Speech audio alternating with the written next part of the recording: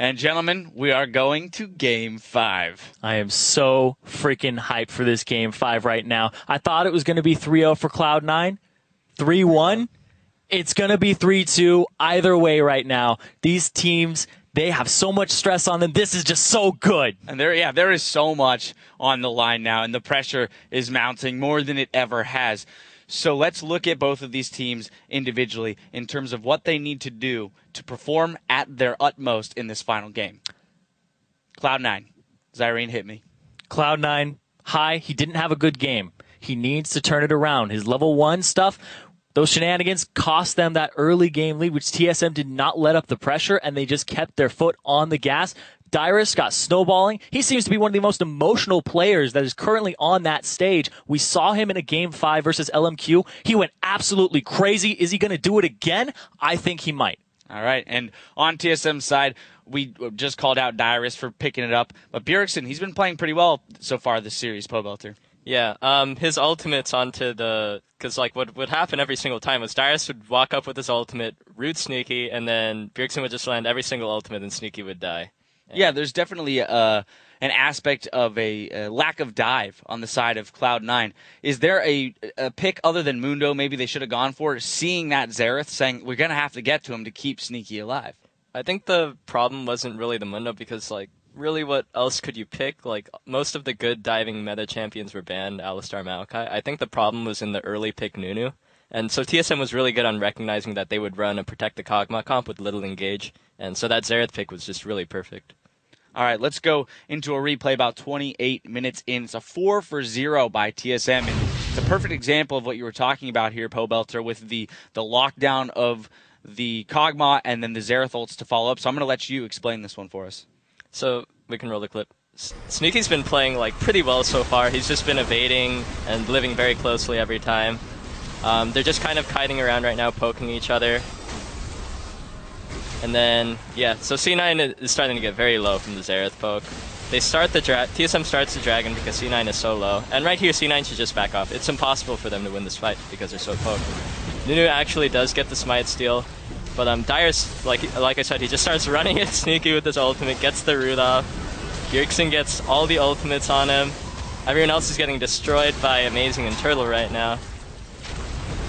And TSM just cleans them up. There's just so much poke on the side of TSM with that Xerath. And I love seeing that pick come out because it's somewhat unconventional when you do have those assassins on the board that would normally play into beating it pretty well. Yeah, Xerath is really good at killing the Kog'Maw because he just outranges him. And in a Protect the Kog'Maw comp, once the Kog'Maw dies, you're pretty much screwed. There's nothing you can do because you have no damage. Well, and then we see TSM. Right, they go straight to Baron. They pick that up, and they just rolled that momentum so well into a victory. So they've got to feel pretty hot coming into this last game. They've been in this situation before, and Cloud9 has never been pushed this much in a best-of-5, in a playoff game in North America. They had something along these lines at Worlds with a best-of-3, but nothing like this. They lost 2 games, their first 2 playoff losses ever against TSM. This is huge for TSM, and it's pretty big for Cloud9, too. They have to win this. That's a pretty good point there. The fact that Cloud9 has yet to really be contested in the NA playoffs. So there's got to be some questions that arise in terms of their mental endurance, their ability to play out a 5-game series in a situation that they may have expected to be able to, run away with. Yeah, and speaking of that situation that they thought they were going to run away with, I have regular season stats right here. These mean absolutely nothing right now. These are my stats from the last 4 games. These mean absolutely nothing right now in comparison to what's going down in this single game. All of that past means nothing at this moment. It is what those players are going to do on that stage, their picks, their bans, their play, their level 1, and what they do with the advantages they create for themselves in the lanes.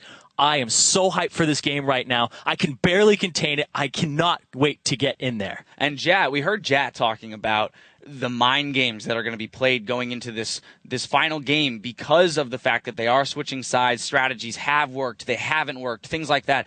So, Pobelter, TSM, once again, they're having their huddle. What are Loco and Reggie telling to their players right now when it comes to picks and bans? I have no clue, but I'm sure he's just trying to keep them together, making sure they don't get too cocky. I think if they can get high on another farm-style champion, then that'll be very good for them, so that's probably what their draft will aim for. All right. Well, we'll see if any of this gets done. It's going to be a wild ride, to say the least. We do have to take one final break, but if you have any other Labor Day plans, cancel them, because we're going to Game 5 between Cloud9 and TSM. Our Championship Monday continues after this.